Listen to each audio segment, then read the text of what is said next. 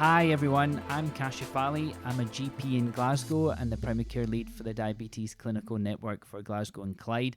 I'm really pleased to have with me today Dr Sarah Davies, who is going to chat to me about the prevalence of type 2 diabetes, the real concern of many patients presenting later, but also the fact that there are many underdiagnosed patients out there and patients being diagnosed at a much younger age group. Hi Sarah, how are you? Hi, Cash. Great to be here. I'm good, thank you. My name's Sarah Davies. I am, as you said, a GP with a special interest in diabetes from Cardiff and the primary care lead for diabetes for Wales. So great to be here, Cash. Some really interesting things to talk about today, I think.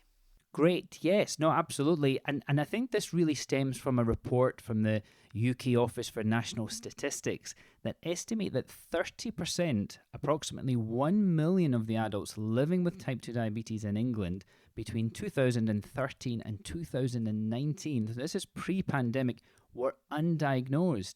And they also indicate that 7 to 10% of adults in England had type 2 diabetes. Up to 1 in 9 adults, that's almost 5.1 million people, had pre-diabetes. So this is a really interesting finding, and it's a shockingly high number of patients that are unaware of their condition. What are your thoughts, Sarah? I'm sure you've seen in your own practice many patients presenting later, and also many patients presenting at a younger age. But what about those figures? Do they surprise you?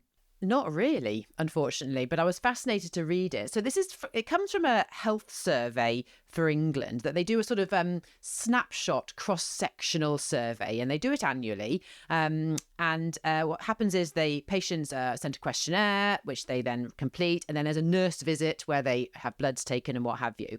And they looked at, as you said, data between 2013 and 2019, 26,500 people involved in this. So quite a significant number. So we can be fairly certain this is pretty representative of the population in which we're working. And as you said, the prevalence of type 2 diabetes range between 7 and 10%. And that's not unexpected. We're definitely seeing that. Those are the sort of numbers certainly I'm seeing here in Wales. It does vary. Particularly in terms of areas of deprivation. So higher level of deprivation, higher levels of type 2 diabetes. It also varies in terms of ethnicity. So we see higher levels of type 2 diabetes in people of South Asian background, for example, African Caribbean, and so on. So we see variability, but what we do see, Cash, is a rise. We see this steady increase in the prevalence of type 2 diabetes. I look at the Welsh data frequently in my lead role for Wales for primary care diabetes, and you just see this steady increase all the time. It was only about a few months ago that I saw the numbers in Wales go over 200,000 for diagnosed type 2 diabetes, and now we're already up to, I think, 208,000 just a few months later. And I just sort of see this steady increase, and we're seeing that, as I say, across England and Scotland as well, with those higher rates in areas of high deprivation and high levels of people with higher risk ethnic background as well. I think the most shocking part of this data was, as you've said already, those people who didn't know they had type 2 diabetes. Up to 30% did not know they had type 2 diabetes until they underwent this snapshot survey and had their bloods taken. So those are terrifying numbers in terms of people that might be wandering around with no idea that they've got type 2. Absolutely. I think that's a really important point. And do you think that we have a role here for more education on the symptoms and signs of diabetes? But as we both know, that in many cases there are no symptoms to begin with. And then that goes to another wider point about health screening and population level screening. What are your thoughts on that? Yeah, big questions. I think we all have a role in that educational piece, particularly people at risk of type 2 diabetes. So thinking about people who are living with overweight or obesity, have a family history of type 2 diabetes, have other cardiovascular risk factors, hypertension, for example. These are all people where we should be considering that as a possibility and absolutely educating for people to look for those symptoms. So you're right, a lot of people, particularly in the early stages, will not have symptoms, but people can start to think about, those osmotic symptoms, for example. Recurrent thrush or balanitis can be symbolic of type 2 diabetes. diabetes, but actually we really want to spot those people who've got an HbA1c in the sort of low 50s, just as they tip into type 2 diabetes, because that's when we can really make a difference to act early and even think about remission or at least great control of their type 2 diabetes for a number of years after diagnosis. So I think there's an educational role for people getting checked, but especially people who are at risk. So whether that comes from us in primary care, from the government, from our third sector partners. So Diabetes UK, for example, a brilliant charity, as we know, loads of great online information, and they're really good at these kind of public health type strategies around education, looking for symptoms and so on, and getting yourself checked. The screening issue is an interesting one, isn't it? And screening is always controversial as to whether screening is the way forward at a population level. Of course, what we do in primary care is we identify the at-risk, and hopefully we're doing those annual bloods. So someone with hypertension will probably be having an annual A1C done under our care, so that we can check, or someone, for example, with pre-diabetes or non-diabetic hyperglycemia, again, we'll be having that annual A1C. Gestational diabetes, again, another group where people should be having an annual A1C for life to try and spot that type 2 at an early stage. But what about all those people that are not on those annual reviews? Those kind of the unseen, the unknown unknowns, very difficult. And I'm not sure. Those numbers are scary, but I'm not sure of the answer in terms of how we reach those groups and get those people diagnosed. It's very challenging. Absolutely, a real challenge, and it does need a system-wide approach. Another really important finding, which again may not surprise us, but younger adults with type 2 diabetes were more likely to be undiagnosed than older adults. In fact, 50% of those aged between 16 and 44. Now, that's a really staggering figure, but what are your views about younger adults and type 2 diabetes, not only about awareness, but also the treatment pathways that are available to them? Yeah, this is a really important hot topic in the world of type 2 diabetes at the moment. So we know that the incidence of type 2 diabetes is rising. You're more likely to have type 2 diabetes if you're older. However, proportionally, the number of people being diagnosed under the age of 40 is increasing more rapidly than those over the age of 40. Interesting statistic, there's more people now in England under the age of 40 with type 2 diabetes than type 1 diabetes.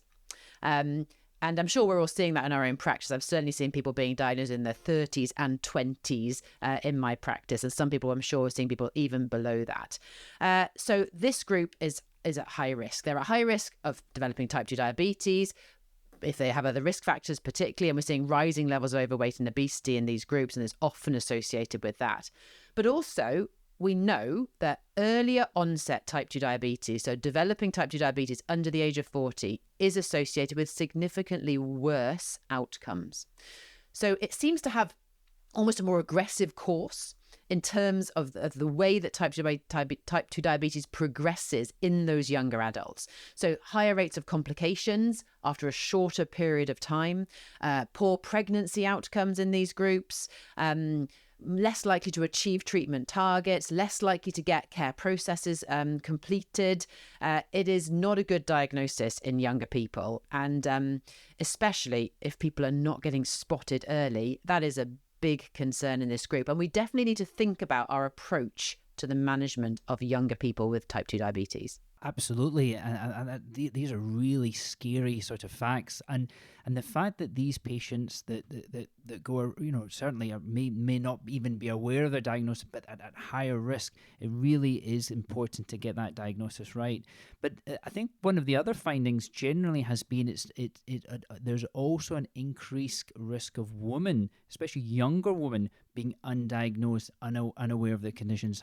What are your thoughts about that? Yeah, well, it's a worry. So often we're seeing that in particularly young women living with significant overweight or obesity. And, we're seeing high levels in that group. And the concern with that is, of course, as we've already said, that rapid onset of complications and so on, but also concerned around pregnancy outcomes. So we know, poorly controlled type 2 diabetes or type 1 diabetes in pregnancy is associated with poor outcomes for both baby and for mum.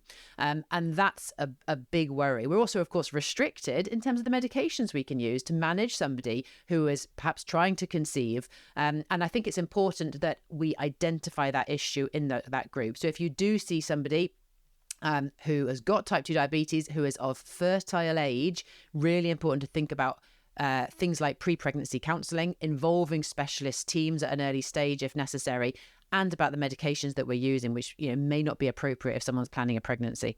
Yeah, really important points. And that reminds me of a case that my own practice was involved in, which has turned into a significant event. A 34-year-old woman who was diagnosed with diabetes, I think, during the pandemic. Now, she presented with very vague symptoms. I think it was just pins and needles in her hands. She was sent for some bloods, and the bloods, I think, initially showed a raised random glucose. But then when she returned for an HbA1c, this was very high at 76 at diagnosis. Now, during the pandemic, access, as we know, to in-person consultations was difficult. However, she was informed of her diagnosis, but was not preconception counselling or fertility was not discussed. She was actually pregnant very soon after her diagnosis. And unfortunately, she went on to have a miscarriage in her second trimester. And that just illustrates the importance of not only early diagnosis in women, but also the importance of preconception counselling, getting these patients onto contraception very early, and also referring them onto specialist diabetes services if they're contemplating pregnancy. I mean, has that been your finding as well, that maybe we're not as good and we're not as mindful that these women may still be wanting to get pregnant? Yeah, it sends shivers down my spine, that case, Cash. It's a really a really good reminder for us, I think. Yeah, absolutely. We're perhaps not used to managing people living with type 2 diabetes, of women in their 20s, 30s, or indeed 40s as well. And it's vital that we have that conversation. So it should be part of our annual diabetes review at the very least. Are you planning a pregnancy? That we should absolutely be very mindful of this. And in most areas now, there will be access to preconception counselling or preconception specialist teams. Certainly here in Wales, we've got a diabetes specialist nurse team that run that side of things for us. And so, yeah, really important to get women that support, preferably well before they even conceive that pregnancy, because that's what's going to improve the outcomes for mum and baby.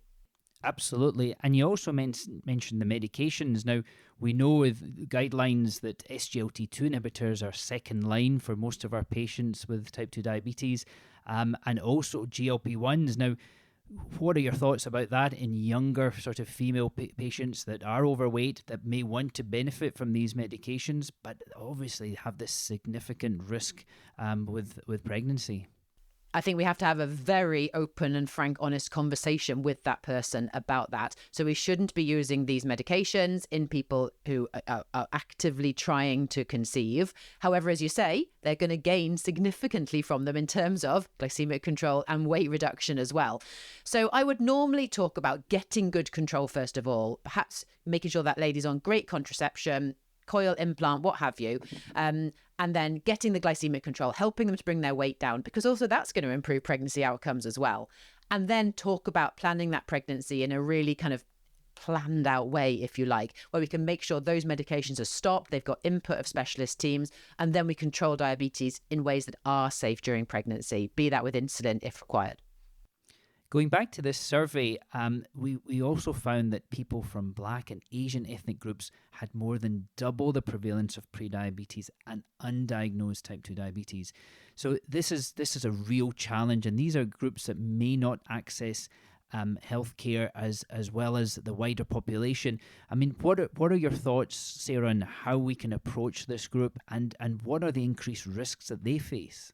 Yeah, we have to bear in mind, who is at greatest risk here. We've talked about, younger people, but people of Black and Asian ethnic groups are at significantly higher risk of developing type 2 diabetes in the first place. But as you said, this survey shows that there's huge amounts. So I think it was double the prevalence of pre-diabetes and undiagnosed type 2 as well in these groups. So how can we reach these groups? Should we be seeking out our patients that are under our care, who are at risk, who have never had an HbA1c or nothing in recent times, perhaps? How can we find ways to get into the community and to use community leaders to try and access groups? We talk about the language that we use, and sometimes actually if someone is not able to speak good English, they can't read in English perhaps, it's important that we're mindful of these issues as well. One of the most rewarding things I ever did in my local area was I went and attended a mosque, and it was a diabetes awareness day, and it was ladies only. So it was just ladies and girls that came to this mosque. And I just did a very simple talk about awareness of type 2 diabetes, symptoms to look for, increased risk in certain ethnic groups and so on.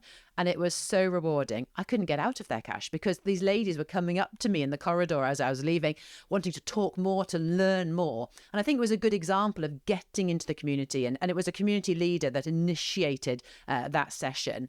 And so I think thinking outside of the box, not perhaps the normal way that we would call and recall people, but to think about different ways to access our harder to reach groups is very important. I mean, that's a great story, and it's great to hear about the work that you're doing, and I'm sure a lot of our colleagues are doing in outreach to these communities. I mean, we've illustrated the increased risks to the younger population, and you've already mentioned that maybe pathways there are not as developed or adapted to their needs. I mean, what do you think would be the key factors that we now need to use in planning services for younger patients? And a follow-up on that is, how do we approach that consultation? How do we communicate the increased risks to this younger population? Yeah, I think we just need to think about working a bit differently with this group. These are young people. They're often working long days. They do not want to come into the surgery at 11 o'clock on a Tuesday morning to have their annual diabetes review. And as such, we are seeing poorer completion of care processes, achievement of treatment targets in this group. So I think we need to consider how we're working, how we're inviting these people, whether we're using digital communication in the best way with these groups. I think there's a good opportunity for that. I think we just need to be very mindful of the increased risk that these people face. And I know in NHS England, there's a lot of work been going on. There's increased enhanced funding called the T Today programme in NHS England, which is giving ICSs additional funding for those enhanced reviews, thinking of different ways of working for our younger people with a diagnosis of type 2 diabetes. So being mindful of the increased risk ourselves is important, and thinking about how we're going to support that person. It's so important to be aware of the behavioural and psychosocial characteristics of this population as well. Yeah, absolutely.